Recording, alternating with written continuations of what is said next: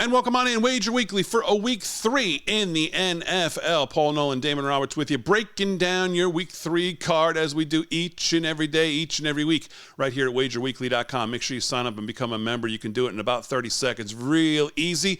And make sure you get on the email list, the text list. Get involved with what we're doing at wagerweekly.com. Breaking down your week 3 card. We're up to 461, 462.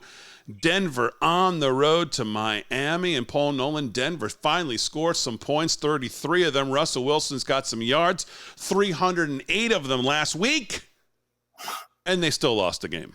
Oh, my God. Believe me, you know how I know? Yeah, because when they were up 21-3, and I'm like, count my money. I'm thinking about maybe getting a gold grill. I'm thinking about, replacing my good plastic glass teeth, whatever you call, with some gold. I was going to really go full bling. And next thing you know, he's fumbling the ball and not even making an effort for it. And the problem is he actually is playing pretty well. He's actually playing. Well, he was your leading rusher.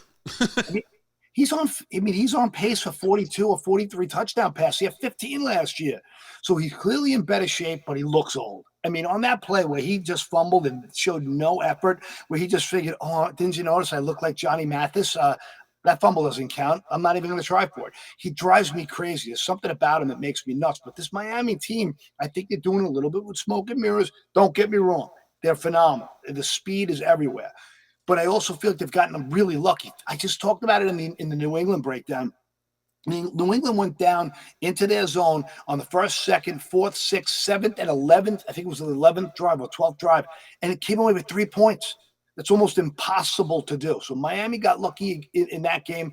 They were in a one-score game. Really, it could have went either way against the Chargers defense. That is abysmal. We know that now to be a fact. Tannehill was able to throw the ball deep anytime he wanted last week. We had Tennessee last week. We do think that as a group that Miami's been overrated and overvalued. And I honestly, I won't lie. I thought this line was going to be 7.5. I was praying for 7.5 so I can pain myself again by doing the Dookie diaper game of the week on the Broncos, because I do feel like this is the value game. Everybody, their brother, their cousin, their mother, their friend, their aunt, their uncle, are all talking about how Miami's going to kill them. And here we are. We got a game where the temperature's going to be in the mid-80s. It's going to be heavy humidity. It's going to feel like 95 to 100. We've seen what that does to defenses. I got to believe that, getting 7.5 points, if you can get it, if it's out there, and, if you look at the lines right now, you're seeing 7s. If this is a game where you can get it, what do we have here? There's 6. I see 6.5s and 6s pretty much. So I think 7.5 is going to be a stretch. Yeah, so Denver's you got to lean on Denver. I'm going to wait for the public to pound this game. I'm going to try to catch it at a 7, and if I could get 7, I will buy 7.5.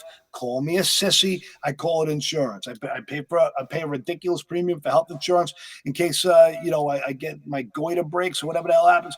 So here I am. I'm going to use this insurance policy for the 7 and a hook, because honestly, I could just see this miserable Denver defense failing, especially in the second half, from being a high-altitude team being slogged out in the second half. And I'm definitely playing the over on this game. There's nothing to stop me on the over of this game. So I will continue to believe that secondary in Denver will be abysmal. I think that Denver's offense will score their share of points, and I'm going to go over, even though it's pretty chalky. But I'm going to take the over in this game just based on the weather, based on the lung capacity in the second half of defenses just being worn out.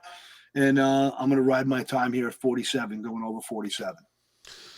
I like the over in this game too as well. And by the way, I disagree with you. I think Wilson has to be way better. I look at him last week, 18 completions, 14 incompletions.